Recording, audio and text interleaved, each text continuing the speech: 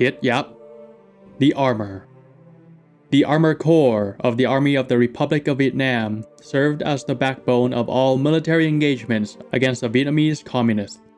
They were the very first line of defense for South Vietnam's infantry, providing immediate native protection and firepower in the field. They operated close to the infantry, fighting, eating, and dying with them. Throughout the Vietnam War, the Vietnamese Communists waged their political and armed struggles. As the war developed, kidnappings and assassinations accelerated. Bombs were ignited in crowded markets and schools. Convoys were ambushed between cities. The situation deteriorated into a full-scale insurgency. The message was clear. The Republic of Vietnam could not protect you. It was the role of the South Vietnamese government to provide security for the towns, cities, and highways, to protect the civilians. Communist forces, on the other hand, had the free rein and initiative to launch attacks at will, only choosing the best conditions to strike. ARVN forces could only respond retroactively, putting them at a distinct tactical disadvantage. In this early stage of the war, while the Vietnam Air Force was still in its infancy, and American combat troops had not arrived yet, the only force that could remotely cancel out the Communists' tactical edge was Armour. And the Armour Corps of South Vietnam had fought alongside the infantry from both of their beginnings in the Vietnam National Army. As the VNA was formed, then increasingly took part in more fighting, it was clear that it would need reconnaissance and armor elements. So in late 1950, the French transferred a recon platoon to Dalat Military Academy to train the first batch of armor officers. Soon, Tu Duc Academy would be given its own combined armored vehicle company. Both units had whatever World War II-era vehicles the French could spare: M8s, M3 Scouts, and M3 half-tracks. By 1952, the very first 6 recon companies were activated. The first in Cần Thơ, the third in Gia Lâm, the fourth in Cao Nguyên, the second in Huế, the fifth in Thái Bình, and the sixth in Vĩnh Long. Each recon company was composed of a headquarters with a service platoon, 3 recon platoons, and a supporting M8 howitzer platoon. Each of the recon platoons had 3 M8s and an M3 Scout or half-track. They were redesignated reconnaissance battalions in early 1953, then joined by the 7th, 8th, 10th, and 11th battalions. To consolidate control over units in North Vietnam, the VNA Armour Corps merged the 3rd, 5th, and 7th battalions into the 3rd Reconnaissance Regiment. After the French defeat at Dien Bien Phu, it was shipped to Da Nang. Just like the rest of the National Army, the armored branch was neglected by the French. By the time of the French withdrawal in 1955, the VNA had 273 armored vehicles and 5 M24 Chaffee light tanks, compared to the entire French force of 1,958 armored vehicles and 452 tanks. However, it was not just French neglect that hindered the Armour Corps. Groupement Mobile 100 was a mobile striking force misinterpreted as an armored striking force by American leadership. It was completely destroyed after a series of ambushes in June 1954, causing severe doubt on the feasibility of armor in Vietnam's jungles. American leadership had also been convinced, through past experience in the Pacific and Korea, that armor had limited use in the jungle. So as armor advisors started to deploy into Vietnam, armor doctrine would effectively be developed from scratch in the battlefield. During the early war, South Vietnamese Armour and their American advisors ended up in an arms and tactics race against National Liberation Front forces. The NLF, unlike what many Allied commanders thought of at the time, was a highly trained military force, led by experienced North Vietnamese regulars and cadre. They tailored attacks for each specific battlefield. Each soldier would be given a specific task, then the unit would rehearse the attack until it was perfect, then launched against South Vietnamese forces. Against this, the Armored Corps tried any and all tactics and technologies. U.S. military assistance provided M114 recon vehicles and M113 armored personnel carriers to South Vietnamese forces. 80 M114s were delivered to South Vietnamese units and their performance evaluated in the field. It turned out that they could not move cross-country nor enter or leave waterways, proving to be completely useless in Vietnam. They ended up being pulled out entirely by November 1964. The M113s were more successful. The 7th and 21st Infantry Divisions were each given an M113 company in April 1962. Due to higher command's inexperience with armored combat, the units were initially deployed improperly into impassable terrain. However, between June and September, the two units would learn how to use them properly, inflicting 502 killed and captured 184, while only losing 4 KIA and 9 wounded. These two companies were designated the 4th and 5th Mechanized Rifle Companies and placed under the 2nd Armored Cavalry Regiment of 4 Corps. By May 1963, each corps would field a single armored cavalry regiment, each with one recon company of M24 Chaffees, M8 armored cars, M114s, and 2 M113 companies of 9 APCs each. Many reforms would have to be paid for in blood. American armored doctrine had envisioned APCs as a battle taxi, which transported units to the battlefield, who then would dismount to engage the enemy. This doctrine would be tested under fire in Vietnam. In September 1962, 9 M113s were deployed under Captain Lý Tòng Bá to flush out NLF forces in the Plain of Reeds. In the initial engagement, Captain Bá ordered his APCs to charge straight into the enemy, with his troops firing out of open hatches. The Communist forces were scattered, unable to inflict any damage with their small arms. However, Captain James Bricker, Bá's advisor, convinced him to have his infantry dismount, following the American APC doctrine.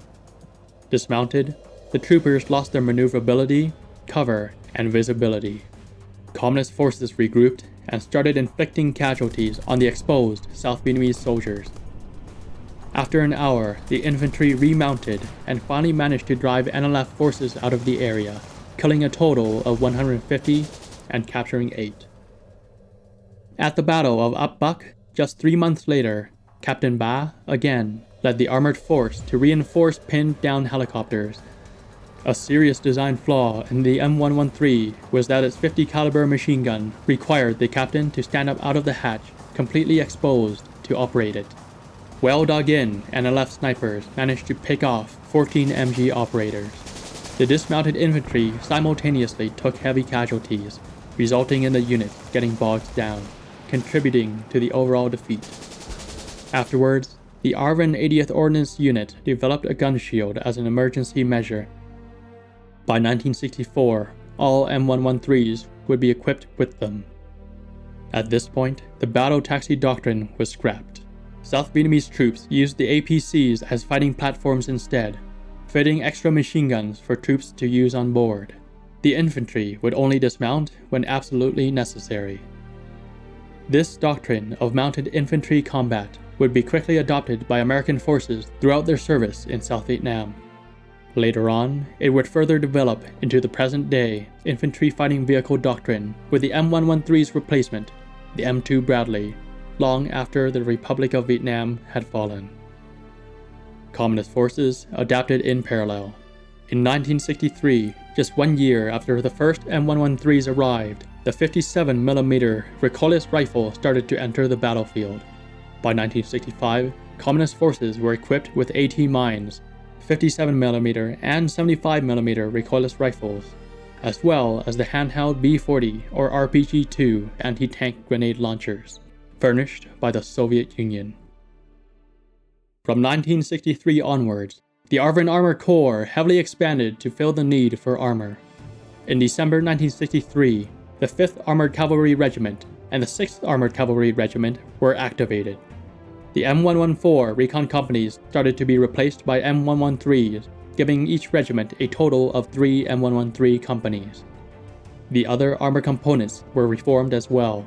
The tank troops from their formation until 1965 had been ineffective. The M24 Chaffees Now outdated World War II-era vehicles were unable to move cross-country and no longer had spare parts available. In January 1965, the first M41 Walker Bulldogs arrived to replace them, which were updated, upgunned, and slightly larger M24s. Additionally, due to terrain, the infantry found it difficult to set up ground mortars. Dedicated mortar carriers were developed by mounting an 81mm mortar in an M113, creating the M106.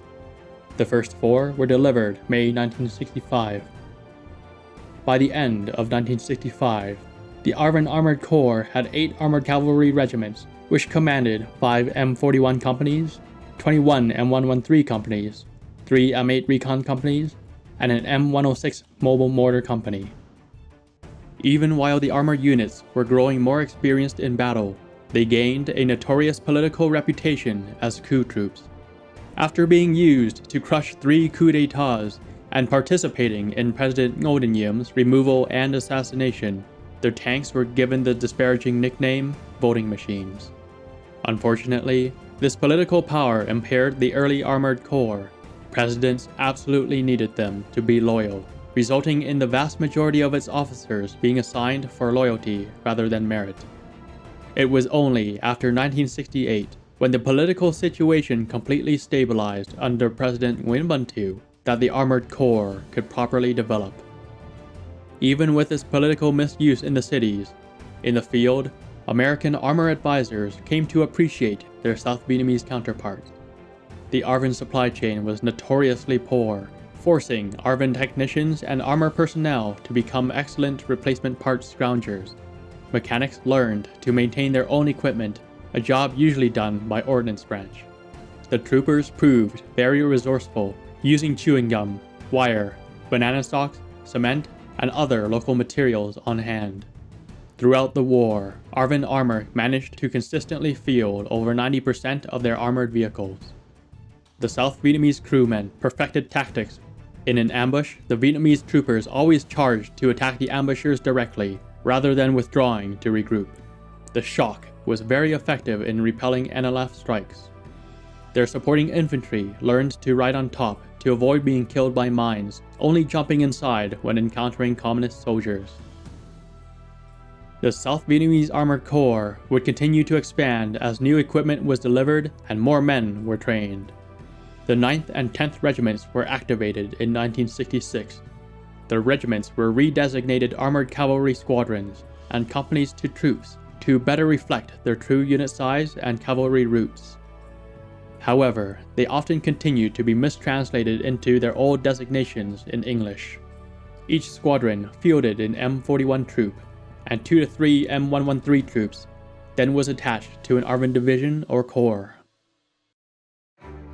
However, with the American withdrawal starting, the Armored Corps would raise 8 more squadrons to compensate. The 11th and 12th in 1968, the 14th, 15th, and 16th in 1969, and finally the 17th, 18th, and 19th in 1970. With 18 cavalry squadrons now deployed in the field, each ARVN Army Corps needed better control over its cavalry units. Each corps would form an armored brigade, which would command cavalry squadrons uncontrolled by infantry divisions. The 1st and 4th Brigades were formed in 1969, followed by the 3rd in 1970, and finally the 2nd in 1971. In response to the American withdrawal, the North Vietnamese People's Army of Vietnam changed doctrine. The war would be transformed from the search and destroy operations that Allied forces were familiar with to combined arms armored warfare. Their Soviet and Chinese sponsors delivered T-54-55 Type 59 medium tanks and amphibious PT-76 light tanks. Small numbers of K-63 APCs also started to arrive by 1972. After encountering PT-76s at Ben Het in 1969, then both PT-76s and T-54s in Lam Son 719 in 1971, American assistance decided to give the ARVN its first medium tanks, the M48A3. The 20th Tank Squadron was formed on July 31, 1971, to be deployed in I Corps. They completed their gunnery training on March 27, 1972, just in time for the North's combined arms Winhui offensive launched just 3 days later. The Easter Offensive finalized the war's transformation into a conventional conflict. After the fierce Pavan armored thrust into I Corps shattered the ARVN 3rd Infantry Division, the 20th Tanks were rushed north to Dom Ha. It had the main bridge where the Communist tank columns could be stopped from crossing the Muyang River on Highway 1. On April 1st, the M48 spotted and opened fire on a Pavan tank column at a range of 2.5 to 3 kilometers. 9 PT-76s and 2 T-54s were instantly destroyed, forcing the North Vietnamese column to retreat north. The senior advisor, Colonel Batrial, was thoroughly impressed, stating that the gunnery was probably better than all but the very finest of US tank units could accomplish. Just 8 days later, they would wipe out an additional 8 T-54s trying to outflank them from the west. Unfortunately for 20th Tanks, as well as the rest of the South Vietnamese Armored Corps, another new technology was deployed for the first time: the AT-3 Sager wire-guided anti-tank missile. On April 23rd, one M48 completely burst into flames when hit by a Sager. The heaviest armor that South Vietnam had was useless against them. Sagers were deployed throughout I, II, and III Corps, knocking out M41s, M48s, and bunkers very easily. Unlike the RPG-2s and 7s encountered so far, which had an effective range of about 300 meters, the Sagers had a range of up to 2.5 kilometers and could penetrate 400 millimeters of hardened tank armor. Eventually, the ARVN would hold back the Pavan offensive, but it was clear that the Armored Corps no longer had their anti-insurgent duties against light infantry ambushes. They were now expected to fight armor themselves in this new conventional war. After the Easter Offensive, the Armored Corps would remain at 4 brigades, 18 armored cavalry squadrons, and finally deploy as 3 intended M48 tank squadrons. Operation Enhance delivered the M48s needed to train and activate the 21st and 22nd Tank Squadrons, and restored M113 and M41 units back to full strength. Just as they had fought alongside the infantry at the very beginning of the war, the Armour would fight alongside them to the end. M48, M41, and M113 units would be engaged throughout the front lines during the collapse of the Republic of Vietnam. Unfortunately, Pavan forces were well equipped to handle them. Tanks were easily destroyed whenever they contacted the enemy. In Region 2, the 21st Tanks lost 7 M48s to rockets within 5 minutes of engaging Communist troops. Even then, cavalry units ferried and escorted troops, engaging Communist soldiers where needed, trying to hold on. ARVN soldiers would rely heavily on them for transport, as helicopters were pretty much locked out of the sky due to the SA-7 Strelas. On the very last day of the war, the 81st Airborne Rangers were joined by M48s. They successfully destroyed several T-54s under the command of the Pavan 3rd Corps, holding back its 10th Infantry Division from Dun Son Nhat Air Base. They would be some of the very last men to surrender in the war.